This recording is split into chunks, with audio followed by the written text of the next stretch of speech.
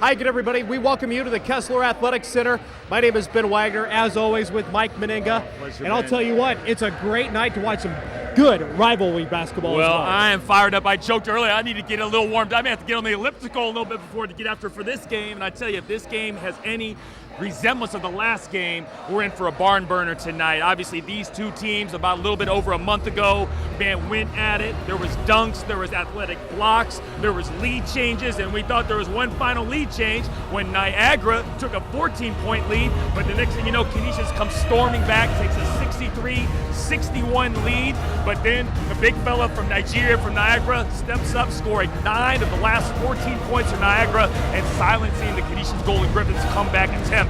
So it should be a great one tonight.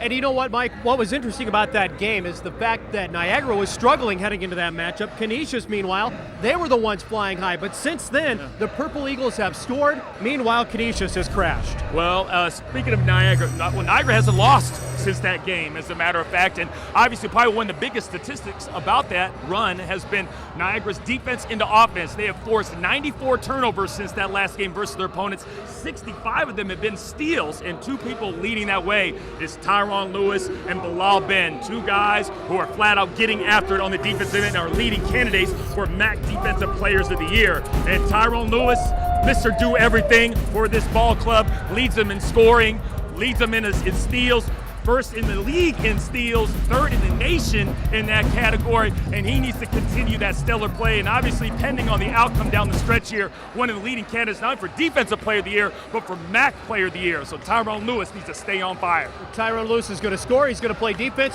What are the other keys tonight for the Purple Eagles? Well, obviously, the biggest key right now is to keep doing what they've been doing all year for their success. And number one, defense. Turn defense into offense. It's amazing, this Niagara Purple Eagle team, what they do, how they turn you over. Not only just turn you over, they steal the ball and convert it into offense. Number two, man, you gotta be road warriors, man. You gotta come in here in hostile territory, be tough, be gritty, and pull out a big road win. As a matter of fact, they lead the nation in road wins. So pretty exciting stuff. And final three, man, don't let up. Last game that they played Canisius, they actually had Canisius down and knocked out. Man, Canisius roared back and got back in the game. Niagara can't let up.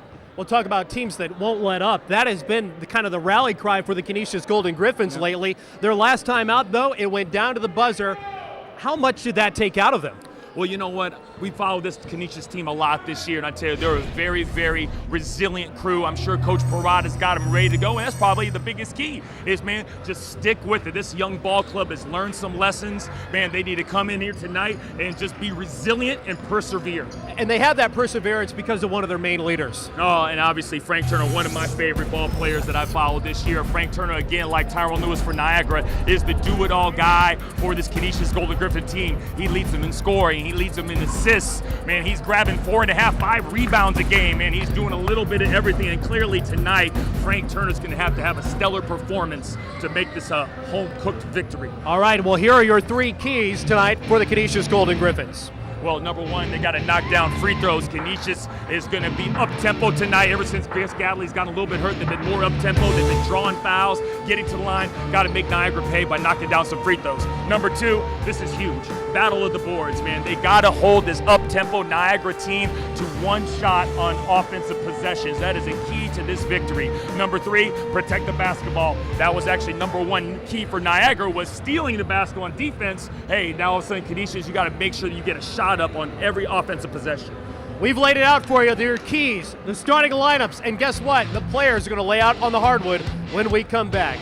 Canisius, Niagara, the quest for the Canal Cup continues next on Time Warner Cable Sportsnet.